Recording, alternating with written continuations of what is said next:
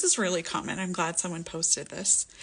Often, the things that you initially came to therapy for, topics and symptomology, now something else has come into your life. This is the thing about life, is that we never know what we're going to be hit with, good, bad, or indifferent. So if something else has shifted in your life and you now want to talk about family or over drinking or a friend issue, please bring it up to your therapist. You don't need to apologize. Just bring it up. Are we secretly judging you? No. In fact, we've likely heard it before, not just in our careers, but also the session before, the session after, the prior week. We have heard the same intrusive thoughts over and over. So no matter how unique you believe your OCD is, often we've heard it before. And that doesn't mean our jobs are boring, but often because of confidentiality, we can't tell you exactly what other people are going through.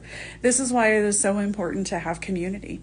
So this one deserved a different venue and a longer post. What better spot than the bedroom, talking about dreams, or maybe even recurring dreams about a toxic relationship or a toxic person, or in general, maybe even having dreams about an ex that you know you don't want to be in a relationship with anymore. Why do they come to our dreams? So this is why I made a longer video, because often what we know about dreams is very little. And there's a lot of information out there on, like, different brainwaves and other things. And there are some symbols and meanings around certain dreams that people believe, and that I also believe serve a purpose in our lives. And I think that, and what we know about dreams is that they're subconscious. So when we dream about someone who is toxic or someone that we don't want to be in a relationship, or sometimes about a different person that looks different or seems different, but we know them to be someone that we've known in our lives before. So for example, I might have a dream about my grandfather coming back and like hosting a barbecue. But when I look at him, it's not my grandfather, but the essence of that feels like him. So there's a lot of stuff that we're not going to dig into around dreams, and we can kind of psychoanalyze that all day. But I really, truly believe that the reason that we dream about toxic relationships or people that we no longer want is not necessarily, there's a few different things. Unfinished business. And that doesn't mean about the relationship, about the person itself. Sometimes we haven't grieved certain parts of what we lost in that relationship. We might have lost parts of ourselves or have moved on from something in a really good way. But sometimes even when we change in a good way, we need to grieve that part. Also, I think that sometimes there are things that, purposes that people serve in your life. And it coming back in a dream, like, what does that mean in the here and now? Really, that's the only question that we can ask ourselves is, what does that mean? And with OCD, typically what that means to your OCD is that that must mean that you have this unrequited love for this relationship and this person. No, I don't even want you to go down that rabbit hole. I know it's going to be hard, but what does it mean in the here and now to who I am today? And it's funny that someone posted about this, because I actually had a dream about an ex. It's been recurrent for over 10 days now. And I talked to my partner about it. I was like, what does this mean? And he was like, well, I have some ideas around it. Do you want to hear what I think it means for you? So it's just really interesting that sometimes our subconscious brings things that are blind spots for us. And that's the third point, is that sometimes we do have blind spots. Like, our subconscious is there to kind of protect us from information. And it's not always bad. It's just something that we're not ready for. So I hope that that answers your question. Those are just kind of my 3 points around unfinished business and other things. I guess the last point that I'll make is that sometimes we're not done letting go completely of that relationship. So you may be in the midst of a breakup, a divorce, a big change, or a life transition after that. Maybe it's 2 years later, but finally your body has kind of calmed down and let go of something to allow that to kind of come back to you. So there's a lot of things that we're not talking about, trauma and nightmares and other things, but this is really to address that. What if I'm having reoccurring dreams?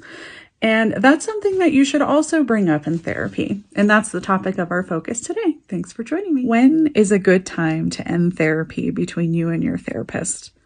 Great question. There is no good time, and every time is a good time. I think it comes back to the ways that you're feeling, the goals that you have, and the things that you're needing out of therapy. Therapeutic relationships are different than friendships in that you're able to leave. But please don't ghost your therapist. It's a really important part of your growth journey to say, hey, I'm needing something new. I want EMDR. I want to do ICBT. I want to work on my family trauma. I want to work on just relationship with my partner. Everything doesn't have to be such a bad setup and a bad scenario. It's okay. Us therapists are really used to being able to pivot. And we also know that there is always a time that therapy can be terminated. In fact, we learn in school that every session treated as the last session. So if you're not getting what you need, I think there's an internal sense of knowing, hey, I've outgrown this person. I've outgrown the way, the reason I came to them, the way that we've been having this relationship together in therapy. I have new goals. I want to do something different. I want to take a break. I don't think I need therapy right now. I want to kind of try it without a security blanket. All of those are very valid reasons. So when is a good time? Never, because it hurts to end a relationship. And when is a good time? Always, because this therapeutic relationship is always about you.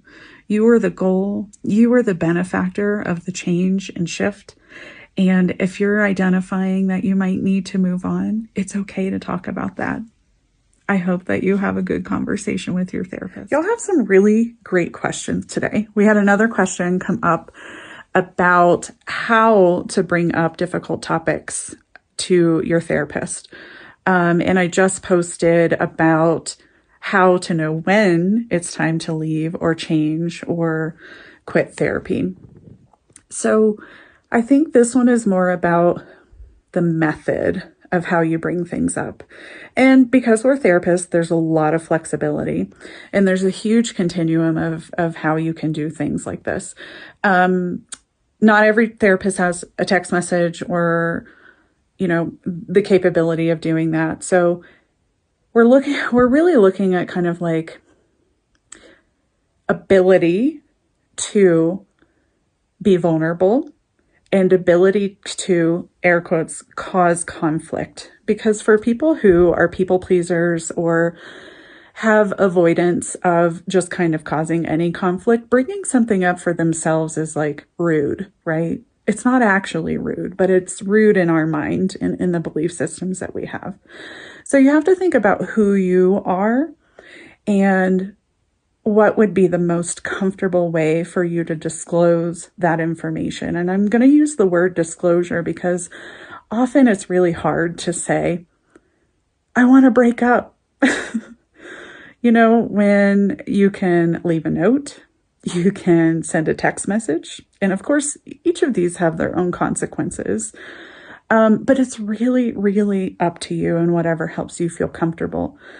Sometimes it's really hard to let those words out of your mouth and say what's really going on.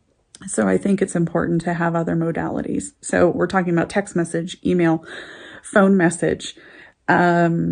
You can write a letter and leave it for them. You got to make sure that you leave it in a place that they know or hand it to them.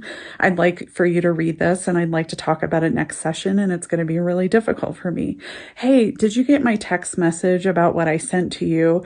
I'd really like to talk about that, but I don't want to repeat it again.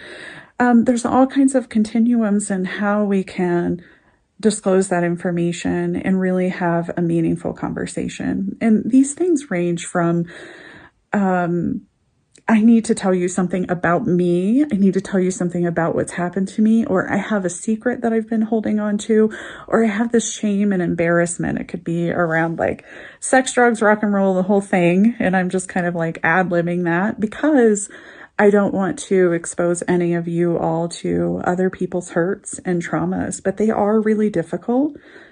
they're embarrassing, they're shameful, and we want to do all that we can to reduce that shame as your therapist. And if your therapist is having a hard time with you not looking them in the eye and telling them directly, then it might be time to have a conversation around like if they're flexible around that and can provide that space for you to embark on your own journey. I hope that you find that helpful. I know they are all indirect ways of communicating, but for direct communication, you would just come out and say it. And sometimes you have to say to yourself, 1, 2, 3, I'm going to let it out. Good luck. Is it weird to look forward to every session? No, not at all. In fact, sometimes we look forward to seeing you as well and seeing the progress that you've made or helping you through barriers that are there as well. It is like finding a good vibe and a good connection with someone because y'all know how hard it is to find a therapist. You're looking through thousands of profiles and trying to judge people by their pictures. So finally, we're vibing. It's a good thing. Do we get frustrated when you don't make progress? Sometimes. Most of the time we're looking at ourselves or a protocol or the things that we can do to help you. Also, we're looking at values, and as cognitive behavioral therapists and ACT therapists, we're looking at values and cognitions and what we can do to make this better. It's not always about our disappointment in you. In fact, we're rarely disappointed in you. You can get that disappointment for free elsewhere. We don't think that you're bad people. In fact, it's really important to share your true and honest opinion. It can help you work through different feelings that you're having about work, people, situations, family, etc. So it's important to share your truth. And often we're worried about you thinking that we're bad people based on our responses. So there's a mutual humanness in therapeutic sessions around being bad. You're not bad.